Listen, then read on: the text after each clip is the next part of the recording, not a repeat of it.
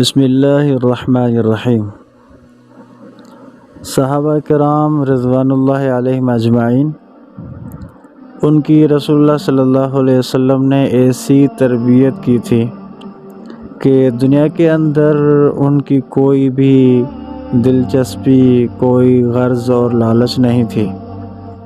ان کا جو بھی کام، جو بھی ان کا بولنا، چلنا، گھومنا پھرنا، ہر چیز اللہ اور اللہ کے رسول، اللہ کے محبوب کی اطاعت کے اندر ہی ہوتا تھا۔ اور ایک مرتبہ کا واقعہ ہے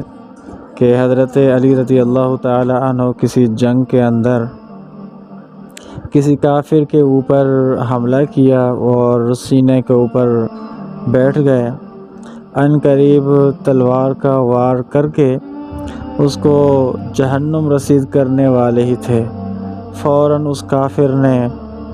حضرت علی کی شان میں گستاخی کرتے ہوئے تھوک نکال کر حضرت علی کے اوپر پھینک دی، جو آ کے منہ پہ لگی تو فوراً حضرت علی اس کے سینے سے نیچے اتر گئے۔ کافر حیران ہو گیا، یہی شخص جو مجھے مارنے کے لیے تیار تھا، مجھے قتل کرنے کے لیے میرے سینے پر بیٹھا ہوا تھا، میں نے اس کی بے عزتی کی اور اس کی شان کو کم کیا اور فوراً یہ نیچے اتر گیا۔ تو تعجب کی وجہ سے اس کافر نے سوال کیا کہ آخر کیا وجہ بنی کہ آپ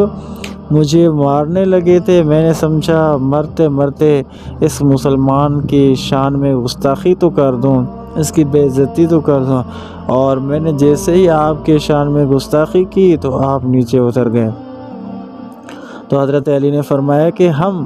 جو بھی کام کرتے ہیں اللہ اور اللہ کی رضامندی کے لیے کرتے ہیں، جس میں ہماری اپنی غرض، اپنی طمع اور لالچ ایک ذرے برابر بھی نہیں ہوتی۔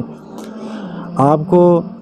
جب میں مار رہا تھا تو صرف اللہ اور اللہ کے رسول کے حکم کی خاطر مار رہا تھا اور اعلاء کلمت اللہ، اللہ کے کلمے کو بلند کرنے کی خاطر مار رہا تھا۔ لیکن جب آپ نے میرے اوپر تھوک ماری،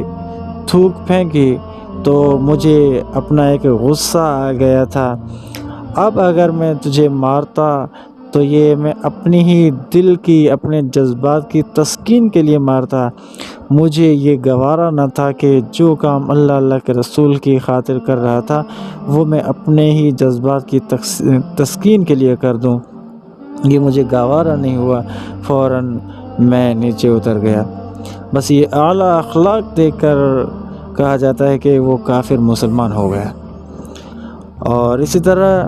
کیونکہ ان کی مطمع نظر، ان کے سامنے دنیائی کوئی غرض اور لالچ نہیں ہوتی تھی، دنیا سے بالکل وہ بے تعلق، اور ایک جیسے انسان خفا ہوتا ہے تو دنیا سے اس طرح وہ دور اور ایک بے رغبت ہوتے تھے۔ جیسے حضرت علی رضی اللہ تعالیٰ عنہ کا زمانہ خلافت تھا، تو حضرت علی رضی اللہ تعالیٰ عنہ کے زمانہ خلافت تک تو بہت بڑی بڑی فتوحات اسلام کو مل چکی تھی، تو بڑے بڑے جو سپر پاور ملک تھے، اور فارس، روم، ایران جیسے بڑے بڑے سپر پاور جو ملک تھے وہ بھی اسلام کے تسلط کے تحت آ چکے تھے، تو بڑے بڑے خزانے بھی اسلام کو میسر ہوئے تھے۔ تو حضرت علی کا زمانہ آیا،